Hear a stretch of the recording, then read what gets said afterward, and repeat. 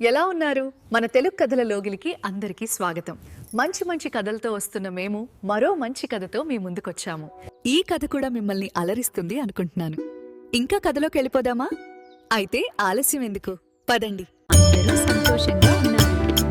అది ఈ కథ యొక్క చివరి భాగం. చాలా కాలం క్రితం ఒక పెద్ద యాపిల్ చెట్టు ఉండేది. ఒక చిన్న అబ్బాయి ప్రతిరోజూ దాని దగ్గరకు ఆడుకోవడానికి వచ్చేవాడు. అతను చెట్టుపైకి ఎక్కి పండ్లు తిని దాని నీడలో నిద్రపోయేవాడు. ఆ బాలుడు ఆ చెట్టును ఎంతగానో ప్రేమించాడు, మరియు ఆ చెట్టు కూడా ఆ బాలునితో ఆడుకోవడానికి ఇష్టపడేది. కాలం గడిచిపోయింది. ఆ చిన్నబ్బాయి పెద్దవాడయ్యాడు. అతను ఇకపై ప్రతిరోజూ చెట్టు చుట్టూ ఆడుకోవడం మానేశాడు. ఒకరోజు ఆ అబ్బాయి తిరిగి చెట్టు దగ్గరకు వచ్చాడు. ఎందుకో అతను విచారంగా కనిపించాడు. వచ్చి నాతో ఆడుకో అని చెట్టు ఆ అబ్బాయిని అడిగింది. నేను ఇకపై చిన్నపిల్లవాడిని కాదు, నేను ఇక చెట్ల చుట్టూ ఆడుకోను అని ఆ అబ్బాయి బదులిచ్చాడు. అంతేకాదు, నాకు బొమ్మలు కావాలి, వాటిని కొనడానికి నాకు డబ్బు కావాలి అన్నాడు ఆ అబ్బాయి.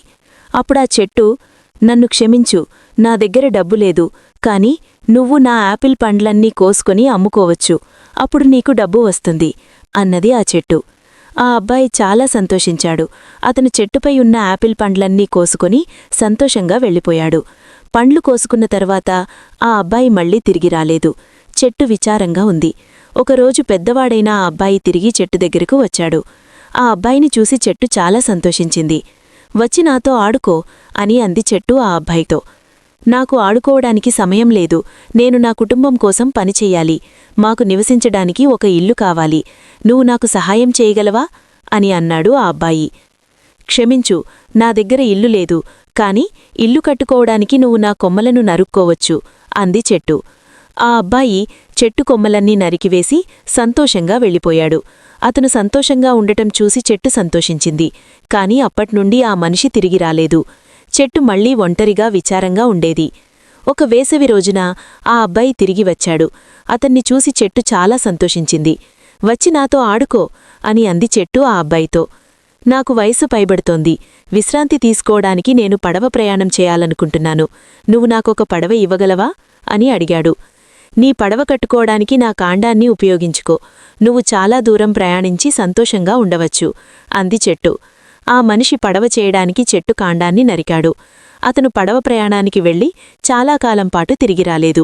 చివరికి చాలా సంవత్సరాల తర్వాత ఆ మనిషి తిరిగి వచ్చాడు. అప్పుడా చెట్టు, క్షమించు నా కుమారుడా, నా దగ్గర నీకు ఇవ్వడానికి ఇప్పుడు ఏమీ లేదు, కనీసం నీవు తినడానికి యాపిల్ పండ్లు లేవు అని ఆ చెట్టు అంది. ఫర్వాలేదు, వాటిని కొరకడానికి నా దగ్గర పళ్ళు కూడా లేవు అని ఆ మనిషి బదులిచ్చాడు. నీవు ఎక్కడానికి నా దగ్గర ఇకపై కాండం కూడా లేదు అంది ఆ చెట్టు. ఇప్పుడు నేను ఎక్కలేను, చాలా ముసలివాడినైపోయాను అని ఆ మనిషి అన్నాడు. నేను నీకు నిజంగా ఏమీ ఇవ్వలేను, మిగిలింది నా చనిపోతున్న వేర్లు మాత్రమే అని ఆ చెట్టు కన్నీళ్లతో అంది. ఇప్పుడు నాకు పెద్దగా ఏమీ అవసరం లేదు, కేవలం విశ్రాంతి తీసుకోవడానికి ఒక చోటు చాలు, ఇన్నేళ్ల తర్వాత నేను అలసిపోయాను అని ఆ మనిషి బదులిచ్చాడు. మంచిది, పాత చెట్టు వేర్లు ఆనుకొని విశ్రాంతి తీసుకోవడానికి ఉత్తమమైన ప్రదేశం, రా నా దగ్గర కూర్చొని విశ్రాంతి తీసుకో అంది చెట్టు. ఆ మనిషి వేర్లు ఆనుకొని కూర్చున్నాడు. అతన్ని చూసి ఆ చెట్టు సంతోషించి కన్నీళ్లతో నవ్వింది. ఇది ప్రతి ఒక్కరి కథ. ఆ చెట్టు మన తల్లిదండ్రుల వంటివారు. మనం చిన్నప్పుడు అమ్మ నాన్నలతో సంబంధం లేకుండా ఆడుకోవడానికి ఇష్టపడతాము. మనం పెద్దవాళ్లమయ్యాక వారిని వదిలి వెళ్ళిపోతాము. మనకి ఏదైనా అవసరమైనప్పుడు లేదా మనం కష్టాల్లో ఉన్నప్పుడు వారి దగ్గరకు వస్తాము.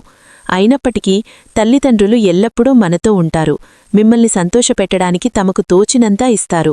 ఆ అబ్బాయి చెట్టుపట్ల క్రూరంగా ఉన్నాడని మీరు అనుకోవచ్చు, కాని మనమందరం మన తల్లిదండ్రులను అలాగే చూస్తాము. మనం వారిని తేలికగా తీసుకుంటాము. వారు మన కోసం చేసే పనులన్నింటినీ మనం అభినందించము. హాయ్, ఎలా ఉంది? ఈ కథ మీ అందరికీ నచ్చింది కదా? అయితే ఈ వీడియోని లైక్ చేయండి, మీ ఫ్రెండ్స్కు షేర్ చేయండి. మరిన్ని మంచి కథల కోసం మా తెలుగు కథల లోగిలి ఛానల్ను సబ్స్క్రైబ్ చేసుకోండి. మరో మంచి కథతో మళ్ళీ కలుద్దాం. నమస్కారం.